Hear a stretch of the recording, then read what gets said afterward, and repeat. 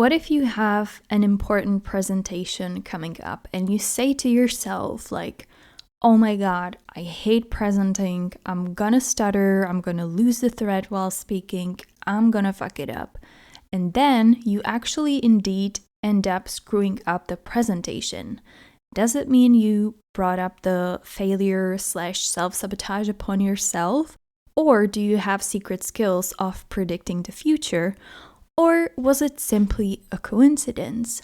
This is something that's been on my mind for a really long time because I'm especially good at self-sabotage, but I'm not really sure where the self-fulfilling prophecy comes in. So I tried to dig a little deeper into it, and here's what I found.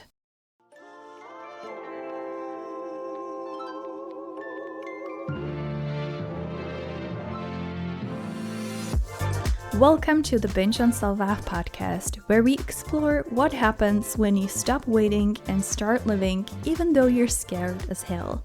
I'm your host, Anna, and there's absolutely nothing special about me, except that I've decided that I'm done procrastinating, I'm done binge eating, and I'm done hating myself, and I'm ready to start living my life right now. And I'm taking you along for the ride. So if you are ready to do the same, you've tuned into the right podcast. Let's get started. Binge on Self-Sabotage is intended for informational purposes only. It doesn't provide professional medical advice, and it is not a substitute for diagnosis or treatment. Okay, so here's the thing. I guess that like many of you who tuned up into today's episode, I'm really good at self-sabotage, but I always thought of self-sabotage in a context of essentially not loving myself enough, not accepting myself, not respecting myself enough to not sabotage myself. I never thought of it as of self-fulfilling behavior, meaning that I basically let the thought of failing affect me so much that I inevitably really end up failing. I was recently lying in bed, I couldn't fall asleep, and I started thinking about few intentions that I set earlier this year. It was about how I'm going to approach this podcast, how I would like to spend some time working on a few online projects, etc. But I was feeling like I'm already failing again, and I was like, you're failing again, you always fear you're going to fail, and you do always end up failing. What is wrong with you? Why are you so useless? And yes, this is actually my inner dialogue. I know it's not pretty, but don't worry, I'm working on it. And this inner monologue or whatever got me thinking, wait a minute, what if I already set myself for failure from the start by worrying so much that I'm going to fail? And by not actually believing at all that it's possible for me not to fail. And when I think about it, it actually happens to me all the time. So for example, like about a year ago, I had a really important meeting that I cared about so much. And I really wanted to impress those people. And I wanted to seem professional and like educated and to convince them that I know what I'm doing. And I started to worry that I might do something horrible and that I might fuck up, like start crying, for example. And guess what? In the middle of the interview, I started crying. I was not crying, I was literally bawling my eyes out. And I think that realizing that this is actually happening and that was my worry like an hour ago, so made everything so much worse. Another example is that during presentations, I fear that I'll fuck it up, or that I may lose the thread, or that I won't know what I'm talking about. And that idea stresses me so much that I usually do not perform as well as I could, or as I think I probably could, because I already stress myself so much. And I also have this great thing happening to me every time I'm speaking in front of people, and that's that my face turns red, which usually makes people either comment on it or look really confused or like pity me in some way. So that always makes everything much worse. Another great example can be oftentimes I wake up in the morning and I'm like, oh, I know this is gonna be a shitty day. And it indeed usually ends up being a shitty day, but I'm wondering like to what extent did I brought that self-fulfilling prophecy upon me, and to what extent it was really just a coincidence. So I started digging more into what the hell is this all about. And what I found is that the concept of self-fulfilling prophecy dates from as early as 1948, and it was formulated by Dr. Robert Merton. The example that he used to describe this was in finance, and you can imagine that you have an established, solvent bank, and then for some reason a rumor starts going on about the bank going bankrupt, and then all the people who have deposit in the bank starts believing this rumor, and they all start withdrawing their money, which does essentially lead to the bankruptcy of the bank. So what that implies is that when you believe something hard enough, it's going to reflect in the actions. And the more I was digging into this, I believe that self-fulfilling prophecy is a form of self-sabotage.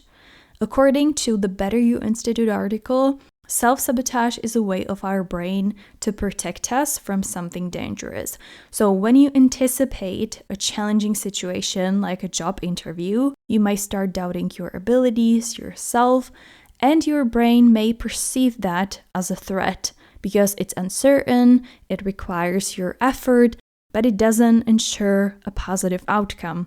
And I know it might sound strange, like what kind of danger a job interview might represent, but our brain unfortunately doesn't really differentiate between the 21st century danger versus the danger of thousands and thousands of years ago.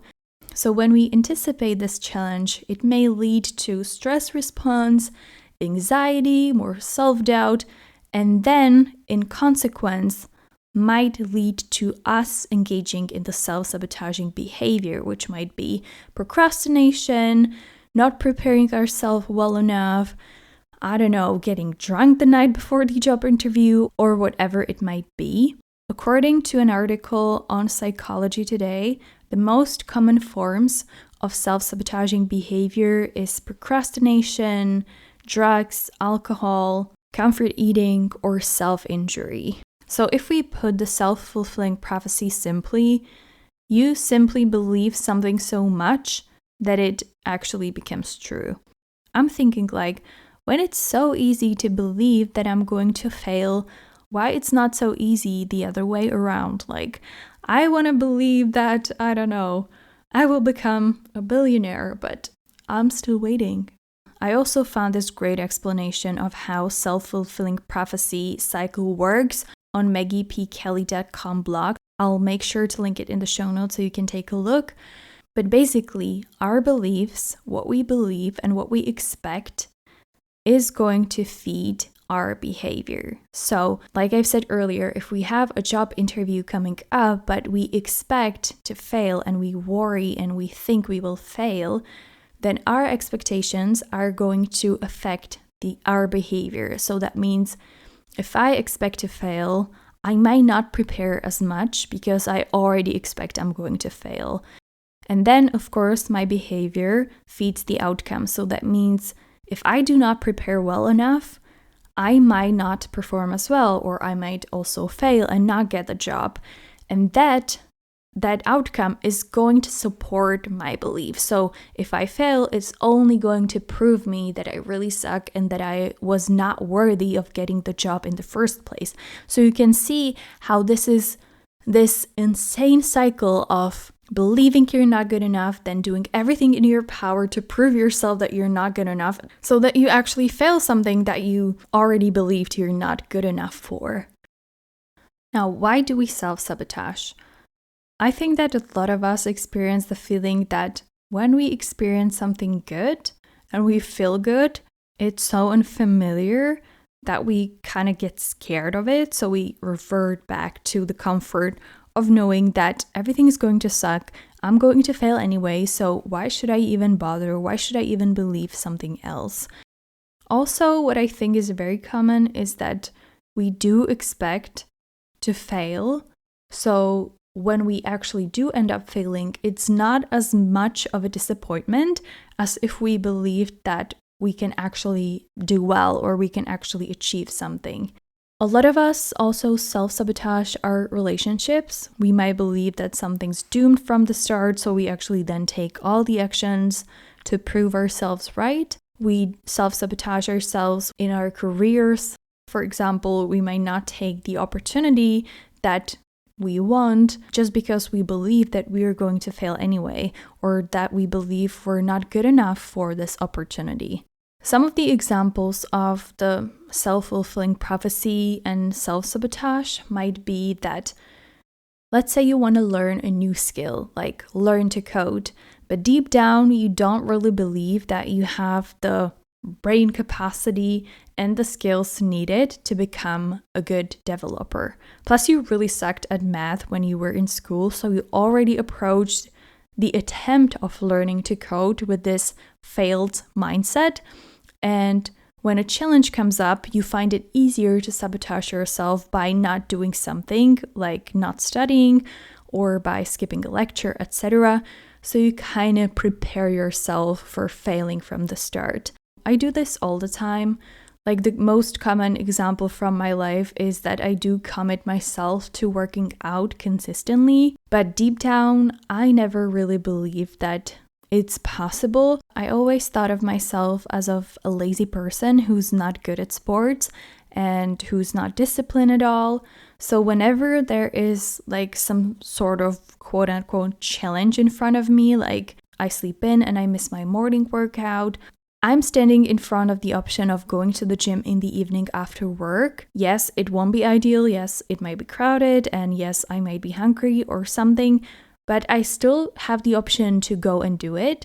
But I found it much easier to excuse myself and rather not go at all and just like support my belief and say like, see, I knew you were going to fail. You always fail. You're a failure. You're lazy. You're not disciplined, etc. So that was for the self-fulfilling prophecy. But believe it or not, you aren't the only one who's fulfilling their own prophecy. There actually also exists a concept of other imposed self-fulfilling prophecy. And what it means is that I start to believe someone else's expectations of me, and those expectations affect my final outcome. So, for example, if your parents will keep telling you that you're not really good at math, and they keep repeating you and treating you like that, even if it weren't true, you're likely going to believe it and it will then affect your behavior. So you might start to believing you're not really good at math and then you're going to not study so much or you're going to fail your tests, etc. I came across this study by Rosenthal and Jacobson from 1968 where they did an experiment. They gave school children an IQ test, and based on the test, they gave their teachers the results, stating which children had an average result versus which children had like a high intellectual potential. And what they found was that the teachers were treating the children with the high potential better. They were creating better study environment for them. They were giving them more attention, more opportunities to answer questions, to learn, etc. And when they ran the test again a few months later, it showed that the high intellect potential kids had better performance in the IQ test than the average students. However, the catch was that at the very beginning of the study, the researchers selected kids randomly, and they said these kids will represent the high IQ potential versus we're going to assign these kids the average IQ. It wasn't based on any actual results, it was assigned randomly. So that comes to show the problem with self-fulfilling prophecy. The teachers believe that this group of children have a big potential, so they naturally paid them more attention, which had an actual impact on the children's skill. So what can we do to break the self-fulfilling prophecy? I want to highlight that I'm not a psychologist. I'm a product manager with a degree in musicology and culture management, so I'm learning as I go as well as you. But I think that one of the key things in anything that we want to change or break is awareness, becoming aware that we are self-sabotaging, that we are creating these self-fulfilling prophecies, or that maybe someone around us is creating self-fulfilling prophecy that we tend to believe. For instance, when there's some opportunity that I want to take, I tend to come up with these different obstacles in my head and scenarios why this is not going to work, why I shouldn't take on the opportunity. And I think that this is the perfect moment when I need to pause and catch myself and become aware of that. I'm like, hey, Anna, you're doing it again. You're purposely trying to sabotage yourself. You're trying to fill the prophecy that you created in your head. According to a Very Well Mind article, some of the signs of self-fulfilling prophecy is frequent rumination about previous bad experience, which is absolutely something I do. It's focusing too much on negative scenarios and negative outcomes. Again, something I totally do. And also believing that you have no control over the outcome. And I think that's also one of the very important things to keep in mind, that sometimes we feel like we really suck at something and we do not have control to change it. I was just speaking with my therapist the other week, and I was saying to her that I really suck at public speaking and presenting things to others. And I described to her all these scenarios and use cases where I feel like I really fucked up, and that confirmed my belief that I really suck at this. And she was like, well, but absolutely everyone would be terrified and scared in these situations that you described. And it got me thinking to what extent is my belief that I really suck at this true? And to what extent have I created this belief that I really suck at it? And then each time I have a presentation or I do speak in front of some people, I apply this belief into my actions, which then apply to the outcome. So I think what we have to do is try to challenge those beliefs, because we don't really know where the truth is, and we don't know what comes first in the cycle. We're just in the cycle of the self-fulfilling prophecy and the self-sabotage, but we have to start challenging those beliefs.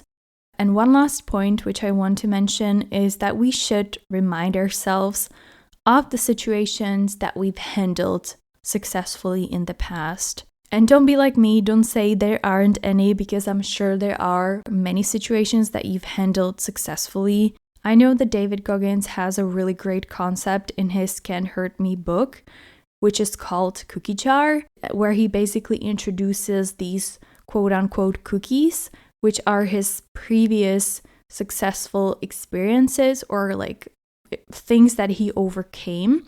And what he basically describes is that whenever you are going through something challenging, you just take one cookie out of that cookie jar and you remind yourself hey, this is what I've already handled. This is what I've already done. Now I'm in this situation and I have proof from the past that I can handle this again. I can get through this. And I really love this concept, and I think it's maybe challenging to apply when you are in the middle of something that feels so horrible, but at the same time, I think it can help to make the difference. Okay, so that was all about the self-fulfilling prophecy / self-sabotage episode. I hope you liked it. I really, really loved digging more into details of how this whole concept works and learning more about it. If you did enjoy this episode, let me know by rating this podcast on Apple Podcasts, Spotify, or YouTube. You can give me thumbs up, subscribe, rate this podcast, review this podcast, or share it with someone close to you. Thank you so much for listening, and I'll be back next week. Bye! Thank you so much for tuning in today. I would like to ask you for a small favor. If you enjoyed today's episode, please subscribe to the Binge on Self-Love podcast on your favorite podcasting platform. It's absolutely free and it will help me spread the podcast among more people. Thank you in advance and see you soon.